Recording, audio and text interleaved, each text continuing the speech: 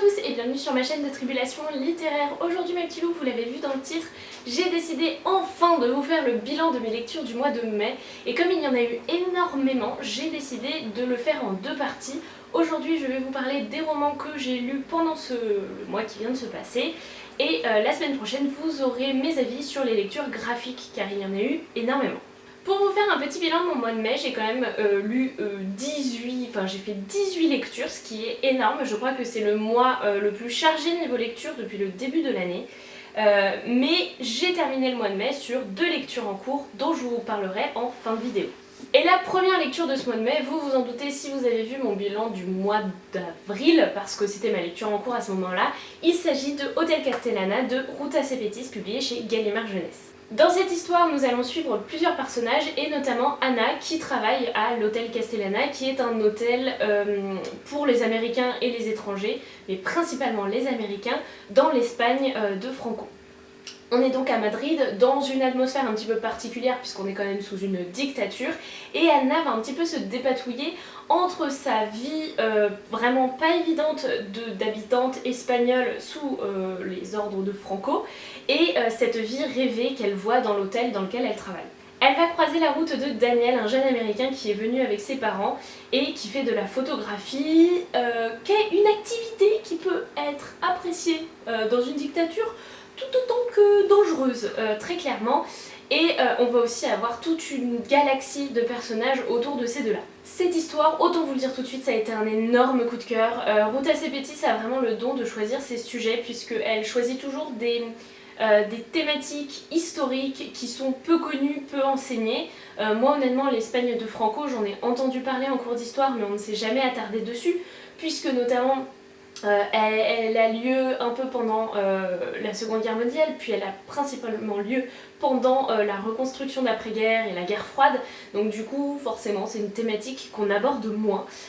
Et donc du coup j'étais très curieuse de découvrir un petit peu des éléments, de nouvelles choses sur ce passé historique d'un de nos plus proches voisins. Quand je vous dis que c'est un coup de cœur, ça l'est donc vis-à-vis de la thématique abordée par Ruta Sepetys, j'ai appris vraiment énormément de choses parce que même si c'est de la fiction, on a entre certains chapitres des éléments un petit peu des documents d'époque. Je vais bien sûr pas vous en retrouver en feuilleton comme ça, mais c'est souvent des lettres d'Américains justement qui écrivent, voilà, comme ici.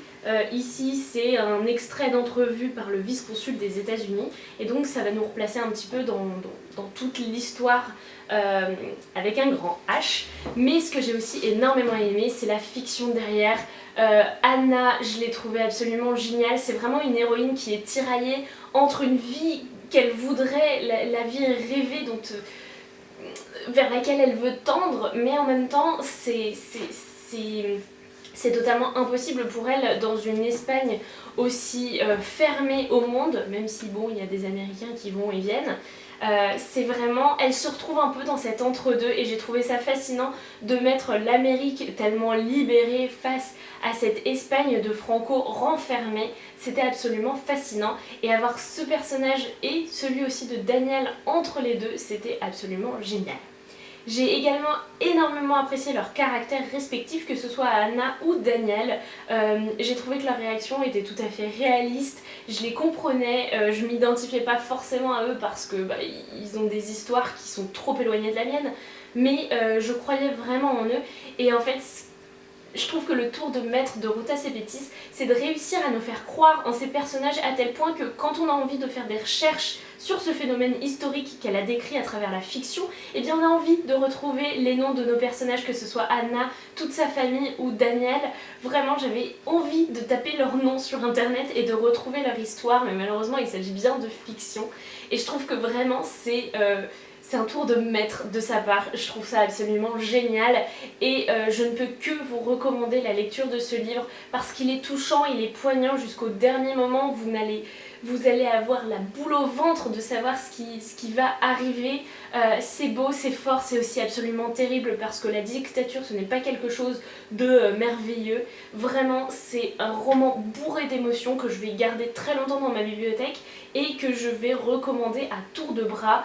Vraiment Ruta Sepetys, je pense que c'est devenu pour moi une valeur sûre en termes d'auteur. J'avais lu ceux qui n'ont pas pu nous prendre, et j'ai maintenant le sel de Nolarme dans ma bibliothèque. Autant vous dire que je ne vais pas lâcher cette autrice de sitôt. Après une telle lecture si poignante, je me suis vraiment demandé ce que j'allais bien pouvoir lire et j'ai sorti un petit poche de ma bibliothèque. Il s'agit de Le ciel est partout de Jandy Nelson, publié chez Gallimard Jeunesse également, ici dans leur collection Pôle Fiction avec les dos jaunes. Ici, nous allons retrouver une jeune fille que l'on surnomme Lenny.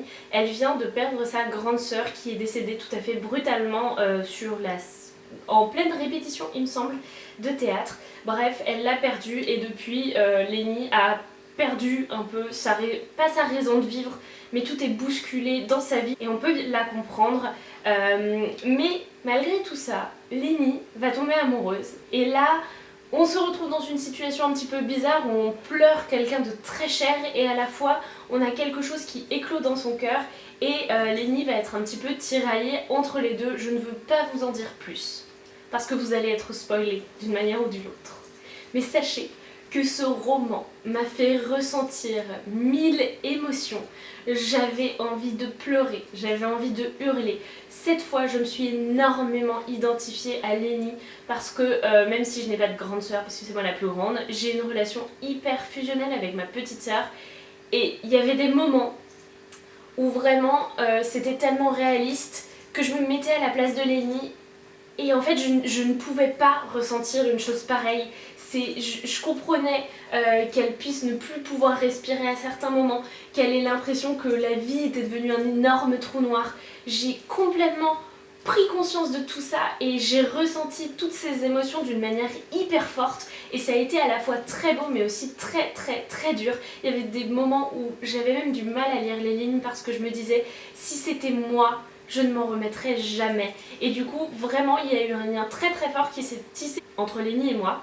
Et donc du coup, je comprenais ces réactions qui seraient peut-être pas compréhensibles par n'importe qui, mais je comprenais que des fois elle fasse des conneries, qu'elle se laisse complètement aller dans une espèce d'effusion de sentiments qui sont contradictoires et qu'elle ne contrôle absolument pas. Je comprenais ça parce que c'est une envie, enfin j'imagine très bien qu'on ait envie en fait de se laisser complètement aller, qu'on n'ait plus envie de vivre, qu'on a envie de laisser la vie nous emporter dans un torrent et nous noyer s'il le faut.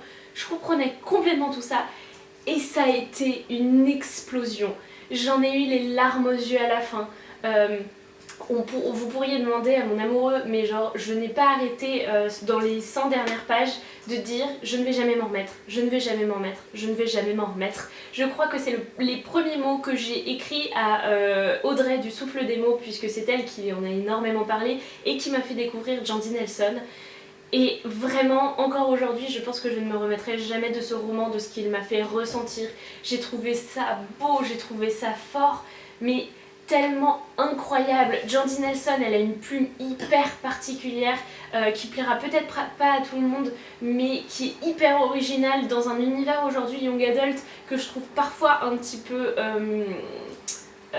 trop lisse. Elle a des envolées lyriques, même si là je trouve la traduction absolument géniale. Il y a de la poésie dans ses romans, c'est absolument merveilleux. C'est une histoire de jeunesse, c'est une histoire d'amour, c'est une histoire d'amitié mais aussi de deuil. La famille de Lenny est géniale, les personnages sont géniaux.